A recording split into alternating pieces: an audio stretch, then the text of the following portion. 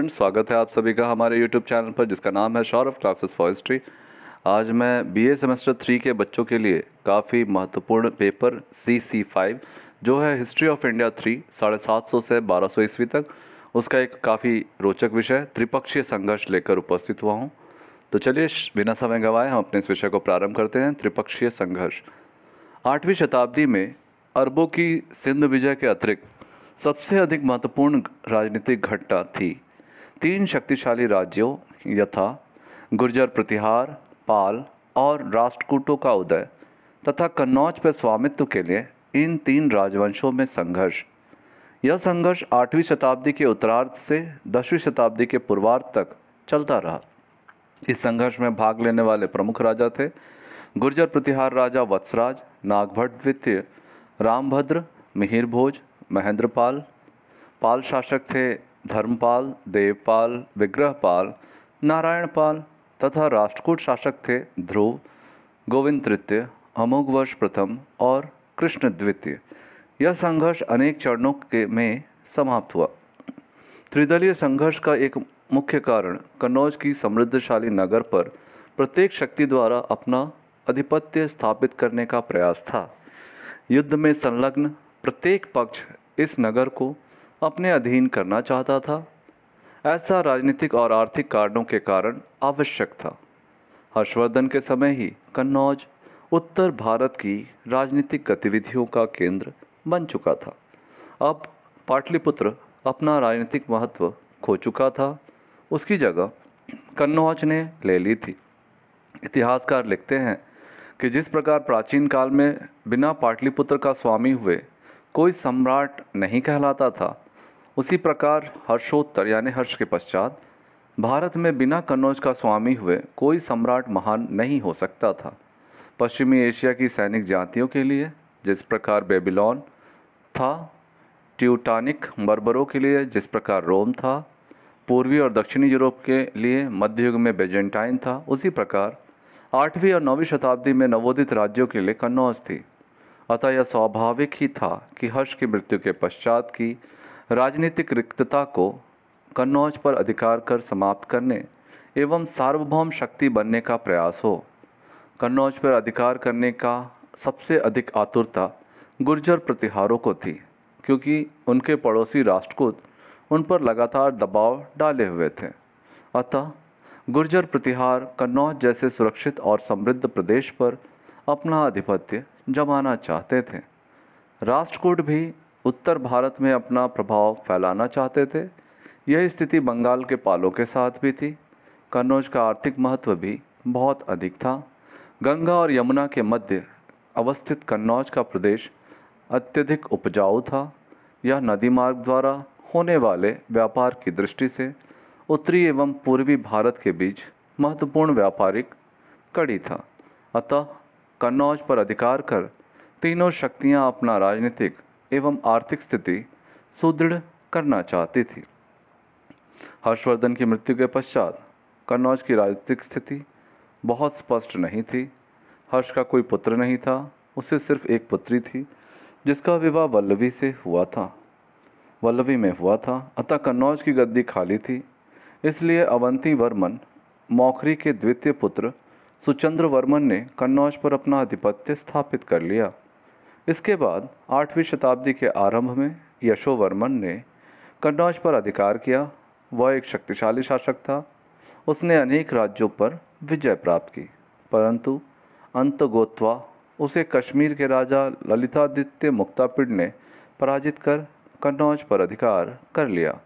ललितादित्य बहुत अधिक समय तक कन्नौज पर अधिकार नहीं रख सका। यशोवर्मन के पश्चात कन्नौज पर 770 ईस्वी के लगभग अयुध वंशीय शासकों ने अपनी सत्ता स्थापित की। इस वंश का संस्थापक वज्रायुध था। इसी वंश के दूसरे राजा इंद्रायुध के समय त्रिदलीय संघर्ष आरंभ हुआ। त्रिपक्षीय संघर्ष का सर्वेक्षण। कन्नौज पर स्वामित्व के लिए संघर्ष का आरंभ पाल शासक धर्मपाल ने किया। बंगाल में अपनी स्थिति सुदृढ़ कर उसने अपने राज्य का विस्तार मगध तक किया। तत्पश्चात उसने अपनी सीमा इलाहाबाद तक बढ़ा ली। इस सफलता ने उसके हौसले बढ़ा दिए। अब वह कन्नौज पर अधिकार कर संपूर्ण उत्तरी भारत का स्वामी बनने का स्वप्न देखना लगा। इस उद्देश्य की पूर्ति के लिए उसने कन्नौज पर आक्रमण कर इंद्रायुध को पराजित किया। उसकी जगह धर्मपाल ने चक्रायुध को अपने अधीनस्थ शासकों के रूप में कन्नौज की गद्दी पर प्रतिष्ठित किया। गुर्जर प्रतिहार शासक वत्सराज इस स्थिति को स्वीकार नहीं कर सका। उसने चक्रायुध और धर्मपाल तीनों को हराकर कन्नौज पर अपना नियंत्रण स्थापित कर लिया। दुर्भाग्यवश वत्सराज भी कन्नौज पर अधिकार बनाए नहीं रख सका। शीघ्र ही राष्ट्रकूट शासक ध्रुव ने वत्सराज को पराजित कर राजपुताना की तरफ भागने पर मजबूर कर दिया। ध्रुव ने पाल शासक धर्मपाल को भी पराजित किया। इस प्रकार पहले चरण में राष्ट्रकूटों को ही सफलता मिली। यद्यपि यह सफलता अस्थायी थी। राष्ट्रकूट राजा ध्रुव को आंतरिक परिस्थितियों से बाध्य होकर शीघ्र दक्षिण भारत लौट जाना पड़ा। वह पुनः उत्तरी भारत की तरफ नहीं आ सका। इसकी मृत्यु के बाद गोविंद तृतीय राजा बना। उसकी स्थिति भी सुदृढ़ नहीं थी। अतः त्रिदलीय संघर्ष के इस चरण में सिर्फ पालों और प्रतिहारों ने ही भाग लिया। राष्ट्रकूट इससे अलग रहे। ध्रुव के दक्षिण वापस जाते ही धर्मपाल ने पुनः कन्नौज पर अपना प्रभाव स्थापित कर लिया तथा चक्रायुध को कन्नौज का राजा बनाया। इस अवसर पर धर्मपाल ने कन्नौज में एक दरबार का भी आयोजन किया जिसमें 20 राज्यों के राजाओं ने भाग लिया। गुर्जर प्रतिहार शासक नागभट्ट द्वितीय के लिए यह एक चुनौती थी। अतः उसने पुनः कन्नौज पर आक्रमण कर चक्रायुध को हराया। इसके कारण नागभट्ट का धर्मपाल से भी संघर्ष हुआ। मुंगेर के निकट हुए युद्ध में धर्मपाल पराजित हुआ। अब कन्नौज पुनः प्रतिहारों के अधीन हो गया।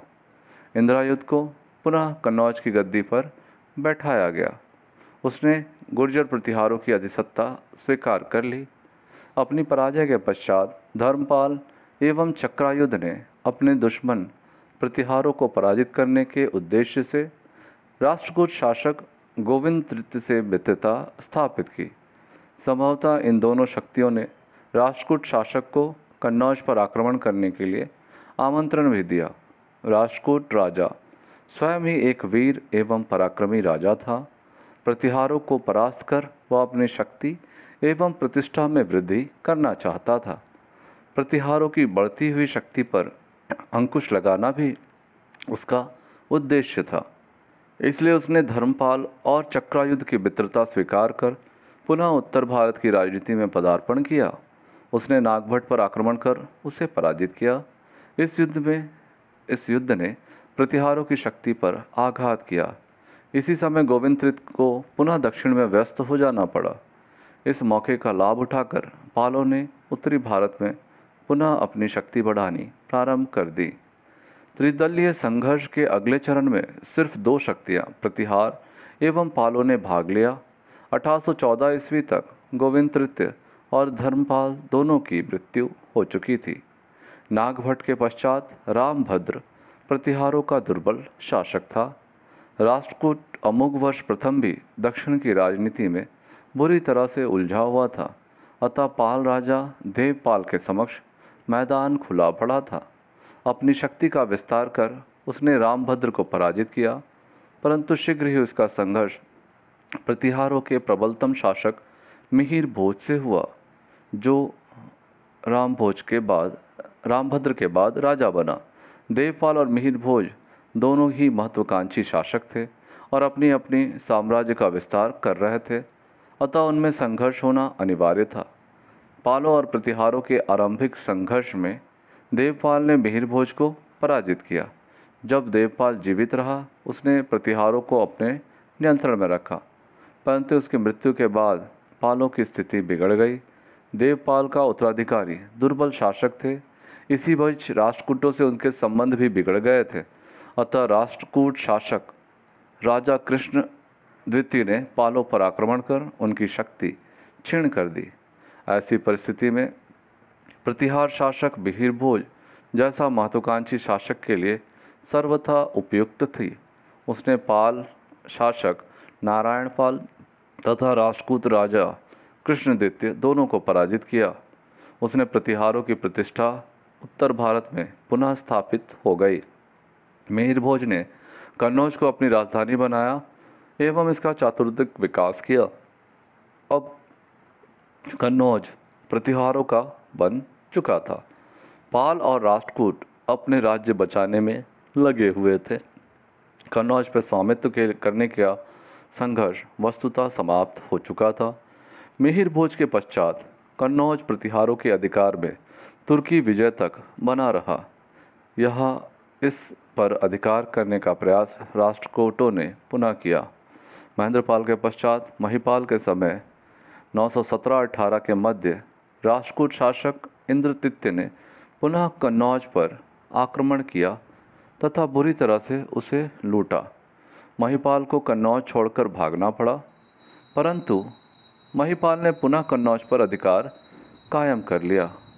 इस त्रिदलीय संघर्ष का कोई स्थायी लाभदायक परिणाम नहीं निकला। लंबे संघर्ष ने तीनों राज्यों की शक्ति नष्ट कर उनका पतन अवश्यंभावी बना दिया। गुर्जर प्रतिहार साम्राज्य के अवशेषों पर 10वीं शताब्दी में अनेक राजपूत राज्यों का उदय हुआ, जिन्होंने तत्कालीन भारतीय राजनीति में महत्वपूर्ण भूमिका निभाई। इस प्रकार हमारा यह विषय यहाँ समाप्त होता है। धन्यवाद।